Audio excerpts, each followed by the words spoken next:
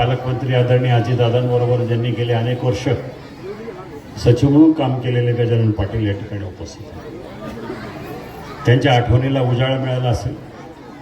एक चांगलं काम त्यांच्या कारकिर्दीमध्ये होत असताना मला आवर्जून या ठिकाणी त्यांना सांगावंसं वाटतं, आपण ह्या क्रीडा स्पर्धा सांस्कृतिक महोत्सव प्रत्येक वर्षी घेतो, पण कधीतरी मनाला खटकतं की आपल्याला करायचं म्हणून करतो, सरकारी नियम आहे, जबाबदारी आहे म्हणून स्पर्धा 2 दिवसात कशा तरी पार पाडायच्या, अशा प्रकारची कुठेतरी भावना आपल्यामध्ये झालेली असेल मला खेदानं सांगायचं।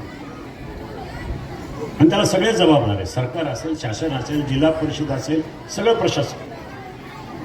मला सांगा, आता 13ही तालुक्यामध्ये पंचायत समितीच्या माध्यमातून ह्या स्पर्धा संपन्न होतात 2-2 दिवसाच्या, आणि त्याला अनुदान किती आहे?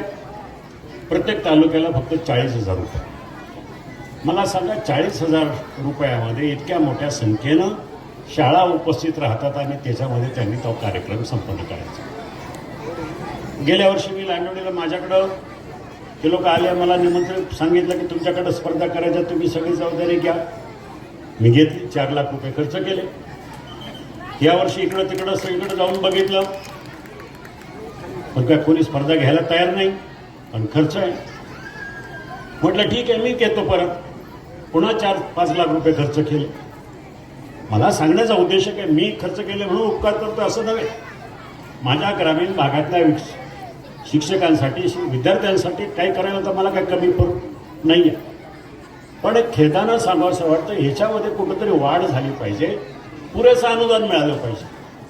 आम्ही सांगतो की क्रीडा स्पर्धा, मग आमच्याकडचे खेळाडू जर निर्माण व्हायचे असेल तर सरकारनं पण 2 पावलं पुढे यायला पाहिजे, प्रशासनानं पण 2 पावलं पुढे यायला पाहिजे। मी गजानन पाटलांनी सांगितलं की किमान जिल्हा परिषदेच्या DPDCच्या माध्यमातून प्रत्येक तालुक्याला 5 लाख रुपयाचं अनुदान मिळालं पाहिजे। 13×5 = 65,000 ते होतील, आणि जिल्ह्याच्या पातळीवर एक 25-30 लाख वगैरे असं मिळून 1 कोटी रुपये अनुदान द्यायला तसंही काही नाही। तर आम्ही काय करतो, शेकडो साखं उभे करतो आणि ते साखं जातात। मोठे रस्ते उभे करतो, त्या रस्त्यावर अर्धाही निधी खर्च होत नाही, रस्ता पूर्ण होतो, बिलं काढली जातात। मग या शिक्षणासारख्या क्रीडा आम्हाला पिढी निर्माण करायची हो।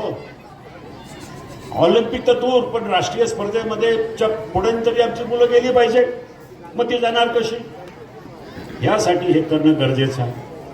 आणि म्हणून मला सांगायचं, मी दादांना पण सांगणार आहे, मुख्यमंत्र्यांना पण सांगणार आहे, आणि आदरणीय एकनाथ शिंदे